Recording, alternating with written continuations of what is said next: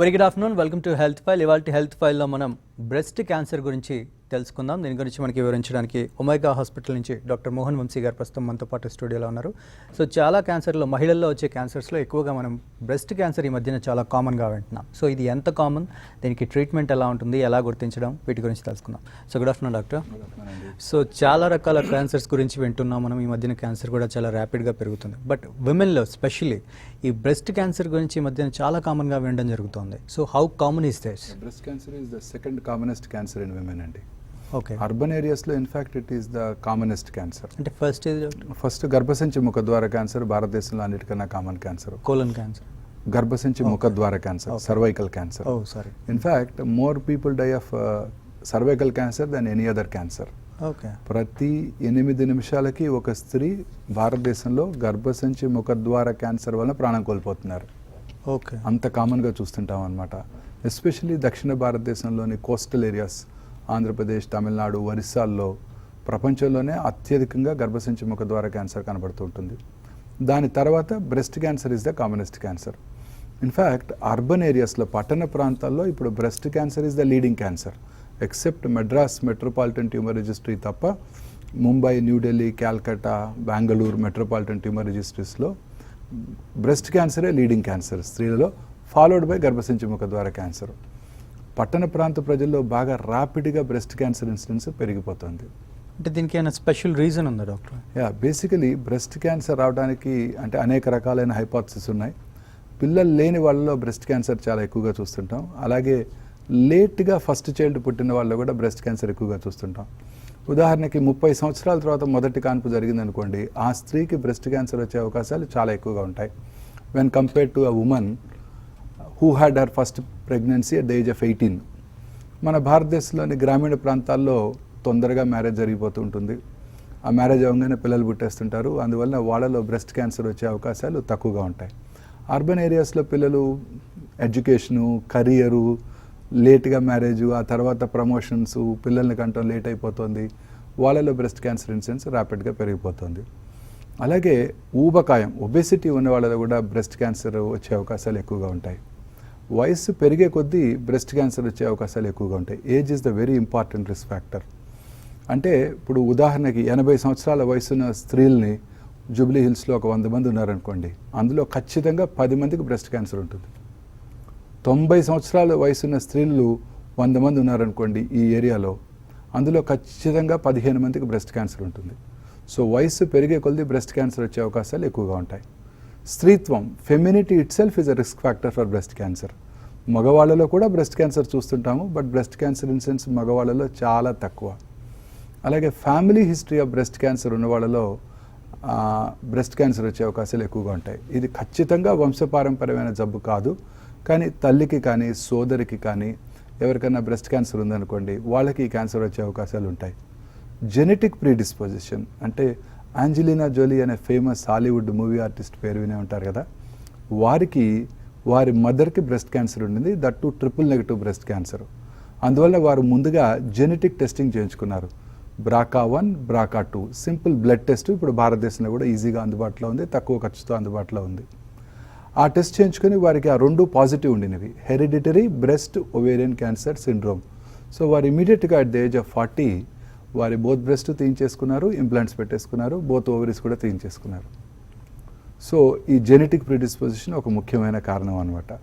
అలాగే పట్టణ ప్రాంతంలోని స్త్రీలలో చాలామంది మంచి న్యూట్రిషన్ వలన వాళ్ళు అర్లీగా మెనార్ష్, ముందుగా పీరియడ్స్ స్టార్ట్ అవుతాయి చిన్న వయసులోనే, అండ్ లేట్గా పీరియడ్స్ ఎండ్ అవుతాయి. అంటే గుడ్ డైట్, గుడ్ న్యూట్రిషన్ దీనివల్ల ఉంటుంది. వాళ్ళలో కూడా బ్రెస్ట్ క్యాన్సర్ వచ్చే అవకాశాలు ఎక్కువగా ఉంటాయి. అలాగే ఈ స్త్రీలు చాలామంది ఇప్పుడు చాలాసేపు ఈ ట్యూబ్లైట్స్లో ఉండటం, అంటే నైట్ టైం పనిచేయటం, సర్కేడియన్ రిథమ్ డిస్టర్బ్ అవటం, ముఖ్యంగా ఈ నైట్ టైం వర్క్ చేసి డే టైం పనిచేయని స్త్రీలలో బ్రెస్ట్ క్యాన్సర్ వచ్చే అవకాశాలు చాలా ఎక్కువగా ఉంటాయి. అలాగే స్మోకింగు, ఆల్కహాల్ తీసుకునే స్త్రీలలో కూడా బ్రెస్ట్ క్యాన్సర్ వచ్చే అవకాశాలు ఎక్కువగా ఉంటాయి. సో ఇవన్నీ బ్రెస్ట్ క్యాన్సర్కి ఇంపార్టెంట్ రిస్క్ ఫ్యాక్టర్స్. ఇవన్నీ కూడా పట్టణ ప్రాంత స్త్రీల్లోనే చూస్తున్నాము. అందువలన ఫ్యాటీ డైట్ ఎక్కువగా తీసుకునేది వీళ్ళే, ఒబెసిటీ ఉండేది వీళ్ళే, లేట్గా మ్యారేజ్ చేసుకునేది వీళ్ళే, నైట్ టైం పనిచేసేది వీళ్ళే. సో వాళ్ళలో ఆబ్వియస్గా బ్రెస్ట్ క్యాన్సర్ ఇన్సిడెన్స్ ర్యాపిడ్గా పెరిగిపోతుంది when compared to Indian rural women. World over the same trend. ప్రపంచమంతా కూడా అర్బనైజేషన్ పెరిగే కొలది బ్రెస్ట్ క్యాన్సర్ ఇన్సిడెన్స్ ర్యాపిడ్గా పెరిగిపోతుంది. సో మీరు చెప్తున్న స్టాటిస్టిక్స్ అని చాలా స్కేరీగా ఉన్నాయి. లెక్కలు వింటుంటే భయం వేస్తుంది. 100 మందిలో 15 మంది 10 మంది అంటే it's very huge number. True. So మరి దీన్ని ఎలా డాక్టర్ గుర్తించడం ఎలాగా? మోస్ట్ ఇంపార్టెంట్ థింగ్ ఏంటంటే స్క్రీనింగ్ ఫర్ బ్రెస్ట్ క్యాన్సర్. ఇప్పుడు స్త్రీలలో వచ్చే 2 కామన్ క్యాన్సర్స్, గర్భసంచి ముఖద్వార క్యాన్సరు అలాగే బ్రెస్ట్ క్యాన్సరు, ఈ రెండింటికి కూడా స్క్రీనింగ్ అందుబాటులో ఉంది. సో ఈ భారతదేశంలో ఆన్ యావరేజ్ ప్రతి సంవత్సరం ఒక 1.5 మిలియన్ పీపుల్ క్యాన్సర్ బారిన పడుతున్నారు. అందులో 2.25 మిలియన్ ఆ 2.5 మిలియన్ ఈ 2 క్యాన్సర్లే. సో ఈ 2 క్యాన్సర్స్ని మనం ప్రత్యేకంగా గనక ప్రజలలో అవగాహన పెంచి స్క్రీనింగ్ ప్రోగ్రామ్స్లోకి వాళ్ళని కనుక తీసుకురాగలిగితే ఈ 2 క్యాన్సర్స్ని మనం ఖచ్చితంగా వీటి వలన వచ్చే మోర్టాలిటీని తగ్గించవచ్చు. గర్భసంచి ముఖద్వార క్యాన్సర్కి వెరీ సింపుల్, పాప్స్మియర్ టెస్ట్ చేయించుకున్నట్టయితే చాలా సింపుల్. గైనకాలజిస్ట్ వారు ఆఫీస్లో చేసేస్తారు అతి తక్కువ ఖర్చుతో. సంవత్సరానికి ఒకసారి అది చేయించుకున్నట్టయితే క్యాన్సర్ రాకుండా చేసుకోవచ్చు. అలాగే పిల్లలకి, ఆడపిల్లలందరికీ హెచ్పివి వ్యాక్సిన్ కనుక ఇచ్చినట్టయితే 10 to 12 ఇయర్స్ వయసులో ఒక సెల్ ఫోన్ గిఫ్ట్ ఇచ్చే బదులు ఈ గర్భసంచి ముఖద్వార క్యాన్సర్ని రాకుండా చేసుకోవచ్చు. బ్రెస్ట్ క్యాన్సర్ని మనం రాకుండా చేసుకోవడానికి ఏమీ లేదు, కానీ క్యాన్సర్ వచ్చిన దాన్ని ముందుగా గుర్తించడానికి అవకాశం ఉంది. దీంట్లో 3 ఇంపార్టెంట్ ఆర్మ్స్ ఉన్నాయి. ఒకటి self examination or self awareness, వారికిగా వారు గమనించుకోవటం. రెండోది మ్యామోగ్రఫీ. మూడోది examination by a trained personnel, అంటే ట్రైన్డ్ నర్స్ కానీ, లేడీ డాక్టర్ కానీ, గైనకాలజిస్ట్ కానీ, ఎవరైనా ట్రైన్డ్ డాక్టర్ వారితో ఎగ్జామినేషన్ చేయించుకోవటం. ఇందులో అన్నిటికన్నా ముఖ్యమైనది సెల్ఫ్ ఎగ్జామినేషన్. అంటే స్త్రీలు వారికిగా వారు వారి శరీరం మీద అవగాహన పెంచుకోవటం. సో ముఖ్యంగా పీరియడ్స్ అయిపోయిన ఒక 1 వీక్ తర్వాత, ఎందుకంటే పీరియడ్స్ ముందు బ్రెస్ట్ చాలా టెండర్గా ఉంటాయి, లంపీగా కూడా ఉంటాయి. పీరియడ్స్ అయిపోయిన 1 వీక్ తర్వాత ప్రతి స్త్రీ కూడా లెఫ్ట్ చెస్ట్ని రైట్ హ్యాండ్తోనూ, రైట్ చెస్ట్ని లెఫ్ట్ హ్యాండ్తోనూ వారికిగా వారు పరీక్ష చేసుకోవటం. Flat of the hands, tip of the ఫింగర్స్తో కాకుండా ఫ్లాట్ ఆఫ్ ద హ్యాండ్తో పరీక్ష చేసుకోవాలి. స్టార్టింగ్ ఫ్రమ్ ద ఆర్మ్పిట్, తర్వాత సిస్టమేటిక్గా బ్రెస్ట్ అంతా కూడా ఒక రెగ్యులర్గా కనుక పరీక్ష చేసుకుంటే వారికిగా వారికి అవగాహన పెరుగుతుంది. ప్రిఫరబుల్లీ స్నానం చేసేటప్పుడు, ఎందుకంటే సోప్తో కనుక చూసుకున్నట్టయితే స్లిప్ అయ్యి చిన్న చిన్న లంప్స్ కూడా చాలా ఈజీగా కనబడతాయి. ఆ తర్వాత రూమ్కి వచ్చి ఒక చిన్న పిల్లో షోల్డర్ బ్లేడ్ కింద పెట్టుకొని పడుకొని మళ్ళీ ఒకసారి పరీక్ష చేసుకోవటం బోత్ సైడ్స్. ఆ తర్వాత అద్దం ముందు నుంచుని బ్రెస్ట్ యొక్క స్కిన్ మీద ఏమైనా మార్పులు ఉన్నాయేమో గమనించడం, నిప్పుల్ అండ్ ఏరియోలా కాంప్లెక్స్ ఒకే లెవెల్లో ఉన్నాయో లేవో చూసుకోవటం.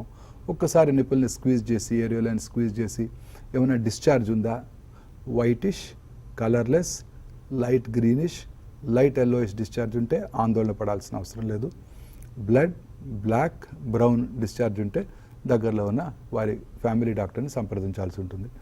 ఇలా చేయటం ద్వారా వారికిగా వారికి అవగాహన పెరిగి వారిలో వచ్చే అతి చిన్న మార్పును కూడా డాక్టర్కి నోటీస్ తీసుకువెళ్ళటానికి అవకాశం ఉంటుంది. సో రెగ్యులర్గా వారికిగా వారు ఇలా ఒక నెలకు ఒకసారి చూసుకున్నట్టయితే, పీరియడ్స్ అయిపోయిన తర్వాత కూడా స్త్రీలు ఒక డేట్ పెట్టుకొని, సే 1st of every month date పెట్టుకొని వారికిగా వారు పరీక్ష చేసుకున్నట్టయితే అతి చిన్న మార్పుల్ని కూడా ఈజీగా అర్లీగా ఐడెంటిఫై చేసి డాక్టర్ దగ్గరికి నోటీస్కి తీసుకువెళ్ళడానికి అవకాశం ఉంటుంది. తద్వారా బ్రెస్ట్ క్యాన్సర్ని అర్లీగా కనుక్కోవచ్చు. అర్లీగా కనుక్కున్నట్టయితే బ్రెస్ట్ క్యాన్సర్ని క్యూర్ చేయవచ్చు. దీనితో పాటు మిగతా 2 ఆర్మ్స్ ఉన్నాయి. ఒకటి examination by a trained clinician, అంటే ట్రైన్ నర్స్ కానీ నెలకు సంవత్సరానికి ఒకసారి వారి గైనకాలజిస్ట్ దగ్గరికి వెళ్ళి వారితో పరీక్ష చేయించుకొని, వారితోనే పాప్స్మియర్ చేయించుకొని, వారితో ఎలా పరీక్ష చేయాలో నేర్చుకోవటం. తద్వారా వారికి కూడా అవగాహన పెరుగుతుంది. మూడోది అండ్ మోస్ట్ ఇంపార్టెంట్ మ్యామోగ్రఫీ పరీక్ష. ఈ మ్యామోగ్రఫీ పరీక్ష మీద కూడా చాలామందికి చాలా అపోహలు ఉన్నాయి. మ్యామోగ్రఫీ పరీక్ష చేస్తే రేడియేషన్ ఎక్స్పోజర్ ఉంటుంది, ఆ రేడియేషన్తోనే మన క్యాన్సర్ వచ్చేస్తుంది అని కూడా నన్ను చాలామంది అడుగుతూ ఉంటారు. మ్యామోగ్రఫీ పరీక్ష చేసినప్పుడు బ్రెస్ట్ని కంప్రెస్ చేస్తారు, అది చాలా పెయిన్ఫుల్గా ఉంటుందని కూడా చాలామంది పేషెంట్స్ కంప్లైంట్ చేస్తుంటారు.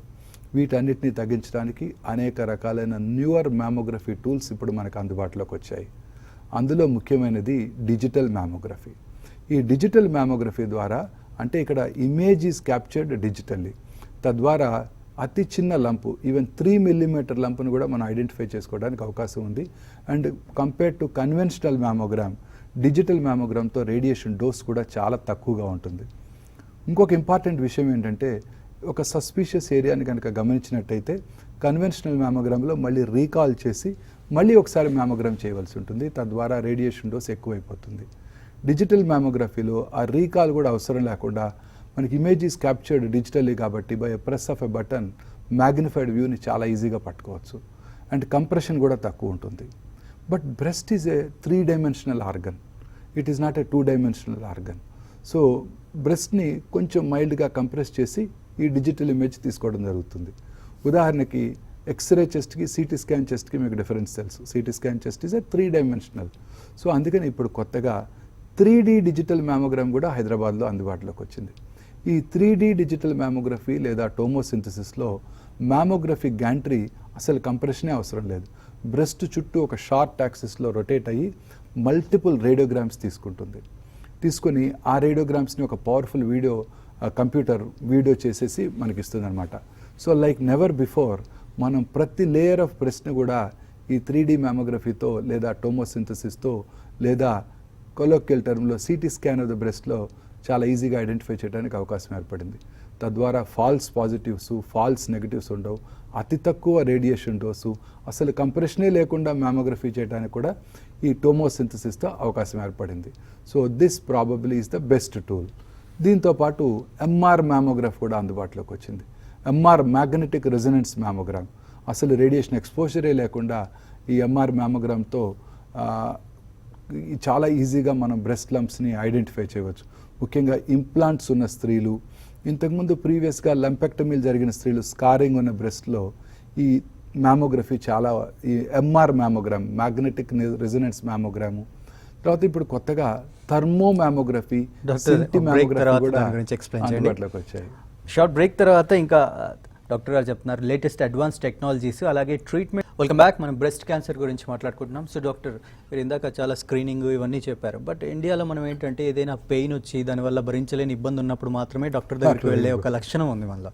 సో ఇప్పటికీ కొంత అవేర్నెస్ పెరిగినా కూడా ఇప్పటికీ చాలా మందిలో మీరన్న సెల్ఫ్ టెస్ట్ కానీ లేకపోతే స్క్రీనింగ్ కానీ చాలా తక్కువనే చెప్పాలి. సో ఒకవేళ దీన్ని నెగ్లెక్ట్ చేస్తే ఎలాంటి లక్షణాలు ఉంటాయి? బ్రెస్ట్ క్యాన్సర్ లక్షణాలు కూడా చాలా very important. Warning signals for breast cancer అన్నాం వీటిని. బ్రెస్ట్లో ఒక లంప్ లాగా తగలటం, బ్రెస్ట్లో కానీ చంకలో కానీ ఒక గడ్డలాగా తగలటం, బ్రెస్ట్ యొక్క స్కిన్ ముడతలు పడినట్టు ఉండటం, బ్రెస్ట్ యొక్క స్కిన్ మీద ఎంగార్జ్డ్ వెయిన్స్ అంటే నరాలు ఉబ్బి ఉన్నట్టు ఉండటం, బ్రెస్ట్ యొక్క స్కిన్ మీద పుండు పడటం, నిప్పుల్ అండ్ ఏరియాలలో పుండు పడటం, నిప్పుల నుంచి బ్లడ్ బ్లాక్ బ్రౌనిష్ డిశ్చార్జ్ రావటం, బ్రెస్ట్ యొక్క సైజులో కానీ షేప్లో కానీ మార్పు రావటం, ఇవన్నీ కూడా బ్రెస్ట్ క్యాన్సర్ లక్షణాలు. అంటే ఈ లక్షణాలు కనుక ఎవరైనా గమనించినట్టయితే వెంటనే వారి దగ్గరలో ఉన్న వారి ఫ్యామిలీ ఫిజిషియన్ దగ్గరికి వెళ్ళి చూపించుకోవాలి. కారణం ఏంటంటే ఈ లక్షణాలన్నీ కూడా, అంటే ఈ లక్షణాలు ఉంటే గడ్డ ఉంటే అది క్యాన్సర్ ఉన్నదని కాదు. చిన్నపిల్లల్లో మామూలు గడ్డలు చూస్తుంటాం, 30 ఏళ్ల వయసులో కూడా గట్టి నీటి గడ్డలు కూడా చూస్తుంటాం. సో ఎటువంటి లంపుకు తగిలినా అతి చిన్న మన బ్రెస్ట్లో వచ్చే ప్రతి చిన్న మార్పుని కూడా మనం అశ్రద్ధ చేయకూడదు. స్కిన్ మీద ముడతలు పడినా, పుండు పడినా, నిప్పుల నుంచి బ్లడ్ వచ్చినా, ఎటువంటి బ్రెస్ట్ యొక్క సైజులో కానీ షేప్లో కానీ మార్పు వచ్చినా వెంటనే మన దగ్గరలో ఉన్న ఫ్యామిలీ ఫిజిషియన్నో వారి లోకల్ గైనకాలజిస్ట్నో కలిసి వారికి చూపించుకోవటం, అది జబ్బు కాదు అని మనం కన్ఫర్మేషన్ చేసుకోవటం కూడా చాలా ఇంపార్టెంట్. ఈ లక్షణాలు ఎప్పుడు కూడా అశ్రద్ధ చేయకూడదు. అంటే డాక్టర్, ఇప్పుడు కనిపించేంతగా లక్షణాలు కనబడుతున్నాయంటే ఇది ఏమైనా ఏ స్టేజ్లో ఉంటుంది, అలాగే దీన్ని ఎలా డయాగ్నోసిస్ చేస్తారు? క్యాన్సర్ని డయాగ్నోస్ చేయడానికి 2 ఇంపార్టెంట్ టెక్నిక్స్ మనకు అందుబాటులో ఉన్నాయి. మ్యామోగ్రఫీలో మనకు ఒక మంచి ఐడియా వస్తుంది. Mammography is useful to detect, అంటే ఎసిమ్టమాటిక్ బ్రెస్ట్లో కూడా లంపుని పట్టుకోవడానికి మ్యామోగ్రఫీ యూస్ఫుల్గా ఉంటుంది. లంపు తెలిసాక కూడా మ్యామోగ్రఫీ చేయడం జరుగుతుంటుంది. ఎందుకంటే అది ఏ రకమైన లంపు, స్క్రీన్ ఫిల్మ్ మ్యామోగ్రాము లేదా అండ్ అల్ట్రాసౌండ్ మ్యామోగ్రామ్ 2 కూడా కాంప్లిమెంటరీ టు ఈచ్ అదర్. ఇది చేయడం జరుగుతుంది. దీంట్లోనే మనకు ఒక మంచి ఐడియా వచ్చేస్తుంది. స్క్రీన్ ఫిల్మ్ మ్యామోగ్రఫీ, అల్ట్రాసౌండ్ మ్యామోగ్రఫీలోనే మనకు మంచి ఐడియా వచ్చేస్తుంది. ఇంకా డౌట్ ఉంటే థర్మో కానీ సింటి మ్యామోగ్రఫీని కానీ కూడా చేయడం జరుగుతుంటుంది. డయాగ్నోసిస్ అంటే నిర్ధారణకి ఖచ్చితమైన టెక్నాలజీ బయాప్సీ. ఇంతకుముందు కాలంలో కోసి ఆ గడ్డను తీసి పరీక్షకు పంపించేవాళ్ళు. ఇప్పుడు నీడిల్ బయాప్సీ, నీడిల్ సైటాలజీ 2 కూడా అందుబాటులోకి వచ్చాయి. నీడిల్ సైటాలజీ అంటే కొన్ని కణాలను తీసుకొని పరీక్ష చేయటం. సో దాంతోనే ఒక మంచి ఐడియా వచ్చేస్తుంది. కోర్ బయాప్సీ కూడా అందుబాటులోకి వచ్చింది. వాక్యూమ్ అసిస్టెడ్ కోర్ బయాప్సీ అంటే ఫ్రాక్షన్ ఆఫ్ ఎ సెకండ్లో ప్రెస్ ఆఫ్ బటన్తో మన లోకల్ ఎనస్థీషియాలో బ్రెస్ట్లో గడ్డలోకి వెళ్ళి అండర్ అల్ట్రాసౌండ్ గైడెన్స్ ఆ ముఖ పరీక్ష చేసేయడానికి అవకాశం ఏర్పడింది. ఈ కోర్ బయాప్సీ చేయడం ద్వారా మనం బ్రెస్ట్ క్యాన్సర్ని ఖచ్చితంగా గుర్తించడానికి అవకాశం ఉంటుంది. ఒకసారి డయాగ్నోస్ చేశాక మన నెక్స్ట్ స్టెప్ స్టేజింగ్ ఎవాల్యుయేషన్. అంటే ఏ క్యాన్సర్ అయినా అంతే, నిర్ధారణ, స్టేజింగ్ అంటే క్యాన్సర్ ఎంత దూరం పాకింది, క్యాన్సర్ యొక్క ప్రత్యేకత ఏంటి, పుట్టిన చోట పీతలాగా క్రాబ్ లాగా అన్ని పక్కలకి నార్మల్ కణజాలంలోకి చొచ్చుకొని పోతుంది.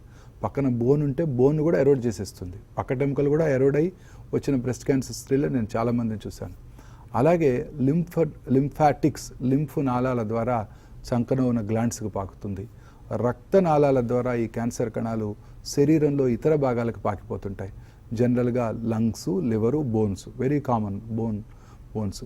సో వీటన్నిటికీ కూడా మనం టెస్ట్ చేయడం జరుగుతుంటుంది. అర్లీ స్టేజ్ మరీ చిన్న లంపు చూసినట్టయితే simple x ray, ultrasound, bone scan చేయడం జరుగుతుంది. లంపు పెద్దదిగా ఉన్న చిన్న వయసులో క్యాన్సర్ వచ్చినప్పుడు అవి చాలా అగ్రెసివ్గా పాకుతుంటాయి. అందువలన వాళ్లకు కూడా whole body PET CT scan చేయడం జరుగుతుంది. పెట్ సిటీ స్కాన్లో ఈ క్యాన్సర్ ఎంత మేరకు శరీరంలో ఇతర భాగాలకు పాకిపోయింది అనేది ఒక ఖచ్చితమైన అవగాహన వస్తుంది. ఈ స్టేజింగ్ చేసిన తర్వాతనే ఫర్దర్గా ట్రీట్మెంట్ ఉంటుంది. అర్లీగా ఉన్నట్టయితే డిఫరెంట్ ట్రీట్మెంట్స్, లేట్ స్టేజెస్లో డయాగ్నోస్ చేసినట్టయితే డిఫరెంట్ ట్రీట్మెంట్స్ ఉంటుంటాయి అన్నమాట. ఓకే, సో ట్రీట్మెంట్స్ గురించి మాట్లాడుతున్నారు కాబట్టి ఎలాంటి ట్రీట్మెంట్స్ ఉంటాయి? అలాగే మీరు 2 రకాలు చెప్పారు, ఎర్లీగా ఉంటాయి ఒకటి, లేట్గా ఉంటాయి. సో ఎలా ఉంటుంది, లేటెస్ట్ అడ్వాన్సెస్ ఏంటి అందులో? ట్రీట్మెంట్లో ముఖ్యమైనది ఏంటంటే సర్జికల్ చికిత్స. బ్రెస్ట్ క్యాన్సర్ని మనం అర్లీగా గుర్తించినట్టయితే ఆ లంప్ని దూరంగా తీసివేసినట్టయితే సరిపోతుంది. ఫ్రోజన్ బయాప్సీ టెక్నిక్ అందుబాటులో ఉండటంతో మనం ఎంత దూరంగా తీయాలి అంటే అతి ఎక్కువ టిష్యూ తీయకుండా, మరీ తక్కువగా తీయకుండా, మనకి ఎంతైతే మార్జిన్ కావాలో అంత మార్జిన్ని తీయటం జరుగుతూ ఉంటుంది. మనకి ఆపరేషన్ చేస్తున్నప్పుడే ఆ మార్జిన్స్లో పాజిటివ్గా ఉన్నాయా, ఆ మార్జిన్ ట్యూమర్కి ఎంత దూరంగా ఉంది తెలుసుకునే ఫెసిలిటీయే ఫ్రోజన్ బయాప్సీ టెక్నాలజీ. ఆ తర్వాత ఒకవేళ ట్యూమర్ బాగా పెద్దదిగా ఉన్నట్టయితే ముందుగా దాన్ని కీమోథెరపీ ఇచ్చి డౌన్ సైజ్ చేసి ఆ తర్వాత బ్రెస్ట్ కన్జర్వేటివ్ సర్జరీ చేయడం జరుగుతుంది. సో ఇంతకుముందు చాలామంది స్త్రీల అవగాహన లేకపోవడంతో బ్రెస్ట్ క్యాన్సర్ అనగానే మొత్తం బ్రెస్ట్ తీసేస్తారని భయపడేవారు. అలా భయపడాల్సిన అవసరం లేదు. గడ్డ పెద్దదిగా ఉన్న కీమోథెరపీ ఇచ్చి దాన్ని డౌన్ సైజ్ చేసి ఆ తర్వాత మనము బ్రెస్ట్ కన్జర్వేటివ్ సర్జరీ చేయడం జరుగుతూ ఉంటుంది. అలాగే ఈ క్యాన్సర్ ఎక్కడికైతే పాకడానికి అవకాశం ఉందో అండర్ ఆర్మ్స్, చంకలో ఉన్న లింఫ్ గ్లాండ్స్, వాటిలో కూడా ముందుగా ఆ క్యాన్సర్ గడ్డలు అక్కడ లింఫ్ నోడ్స్లో క్యాన్సర్ కణాలు పాకేయాలేవో తెలుసుకోవడానికి sentinel lymph node biopsy, gamma detection system, blue dye ద్వారా మనం ఆ లింఫ్ నోడ్స్ ఇన్వాల్వ్ అయ్యాయో లేవో తెలుసుకొని దాన్ని బట్టి అవసరమైతేనే ఆ చంకలో ఉన్న గ్లాండ్స్ని కూడా తీయటం జరుగుతుంది. ఈ మధ్య చాలామందికి ఆంకోప్లాస్టిక్ బ్రెస్ట్ సర్జరీ చేయడం జరుగుతుంది. ఆంకోప్లాస్టిక్ బ్రెస్ట్ సర్జరీ అంటే క్యాన్సర్ సర్జరీ ప్రిన్సిపల్స్ని మనము ఫాలో అవుతూ ప్లాస్టిక్ సర్జరీ టెంప్లెట్స్ వాడుతూ బ్రెస్ట్ యొక్క సైజులో కానీ షేప్లో కానీ మార్పు రాకుండా బ్రెస్ట్ క్యాన్సర్ సర్జరీ నిర్వహించడాన్నే ఆంకోప్లాస్టిక్ బ్రెస్ట్ సర్జరీ అంటాం. అంటే బ్రెస్ట్ అంటే అనేక రకాలైన ప్లాస్టిక్ సర్జరీ టెంప్లెట్స్ వాడుతూ కొన్నిసార్లు మన లంప్ తీసేసిన తర్వాత అక్కడ డిఫెక్ట్ కనబడకుండా ఉండటానికి వాల్యూమ్ రిప్లేస్మెంట్ అంటే మన వెనకాల భాగంలోనే ఒక మజిల్, లాటిస్మస్ డోర్సే అనే మజిల్ ఉంటుంది. అది మనకు పెద్దగా అవసరం లేదు, క్లైంబర్స్కి ఉపయోగపడుతుంది, మంకీస్కి, వాటికి.